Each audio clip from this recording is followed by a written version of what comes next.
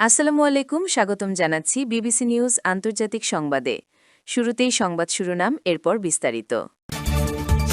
Donald Trump নতুন জাতিসংঘ বানাতে চাইছেন। পাকিস্তানের গুল প্লাজায় আগুন, নিহত বেড়ে ৬৭। অস্ট্রেলিয়ায় হাঙরের কামড়ে ১২ বছরের শিশু মৃত্যু। ড্রোন হামলায় রাশিয়ার পশ্চিমাঞ্চলে তেলের ডিপোতে আগুন। দর্শক, এতক্ষণ শুনছিলেন সংবাদ শিরোনাম, এখন বিস্তারিত। ডোনাল্ড ট্রাম্প নতুন সংজাতি বানাতে চাইছেন। মার্কিন প্রেসিডেন্ট ডোনাল্ড ট্রাম্পের প্রস্তাবিত বোর্ড অফ পিস নিয়ে তীব্র সমালোচনা করেছেন ব্রাজিলের president Luiz Inacio Lula da Silva. শুক্রবার তিনি অভিযোগ করেন ট্রাম্প এর মাধ্যমে আসলে একটি নতুন সংজাতি তৈরির চেষ্টা করছেন।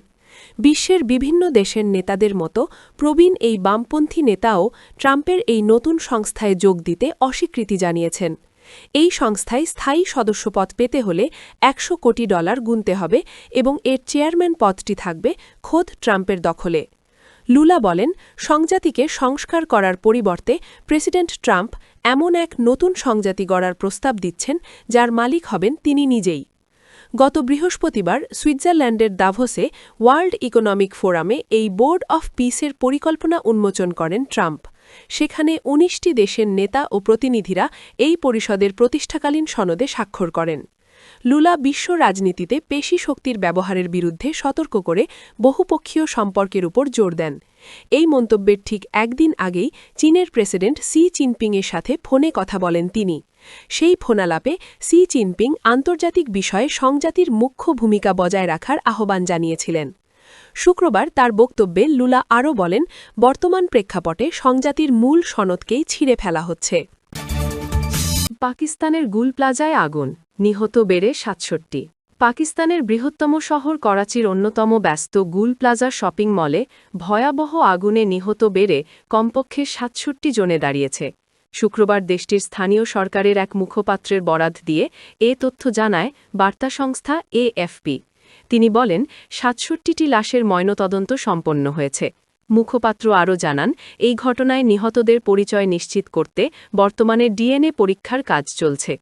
এর আগে সংবাদমাধ্যম ডন জানায়, বুধবার প্লাজাটির মেজানাইন ফ্লোরের একটি দোকান থেকেই ৩০ জনের লাশ উদ্ধার করেছেন উদ্ধারকর্মীরা।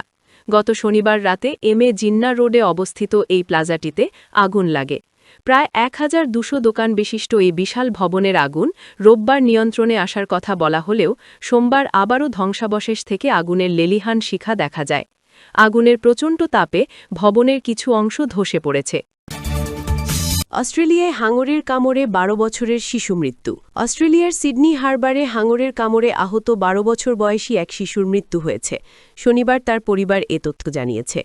শিশু নিকো অ্যান্টিকের মা-বাবা জানান, গত সপ্তাহে বন্ধুদের সাথে পানিতে নামার পর বড় একটি হাঙরের হামলায় সে গুরুতর আহত হয়। শেষ পর্যন্ত সে মারা গেছে। এক বিবৃতিতে নিকোর মা-বাবা লোরেনা ও হুয়ান অ্যান্টিক বলেন, আমরা গভীর শোকের সাথে জানাচ্ছি আমাদের ছেলে নিকো মারা গেছে।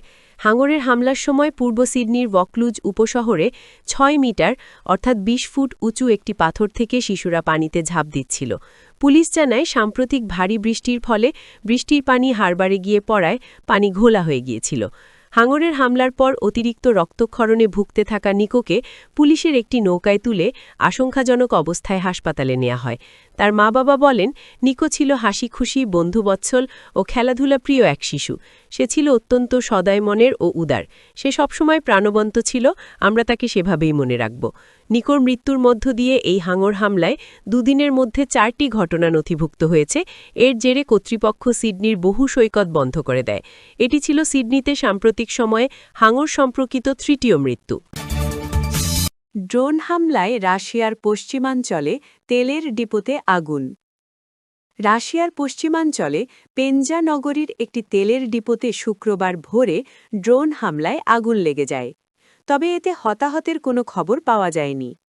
সামাজিক যোগাযোগ মাধ্যমে এক ভিডিওতে দেখা গেছে, পেনজার পূর্বাঞ্চলে ফ্রন্টলাইনের থেকে প্রায় ৬১৮ কিলোমিটার অর্থাৎ ৩৮৪ মাইল দূরে অবস্থিত শহরতলির তেলের ডিপোর জায়গা থেকে লাল কমলা আগুনের লম্বা স্তম্ভ উড়ে যাচ্ছে।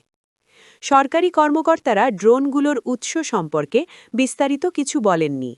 তবে রাশিয়ার প্রতিরক্ষা মন্ত্রণালয় জানিয়েছে রাতে অন্তত 12টি ইউক্রেনীয় ড্রোন ধ্বংস করা হয়েছে। এর মধ্যে একটি ড্রোন পেনজা অঞ্চলের আকাশে দেখা গেছে। প্রায় 4 বছরের যুদ্ধে ইউক্রেন রাশিয়ার যুদ্ধভাণ্ডার দুর্বল করার লক্ষ্যে দেশটির জ্বালানি অবকাঠামো লক্ষ্য করে হামলা চালাচ্ছে। ইউক্রেন এই হামলা নিয়ে এখনও কোনো মন্তব্য করেনি। পেনজা গভর্নর লেগ মেলনিচেঙ্কো টেলিগ্রামে জানান, স্থানীয় সময় ভোর 4টে নাগাদ ড্রোন হামলায় পেনজার তেল ডিপোতে আগুন লেগেছে। প্রাথমিক তথ্যে কোনো হতাহতের খবর জানা যায়নি।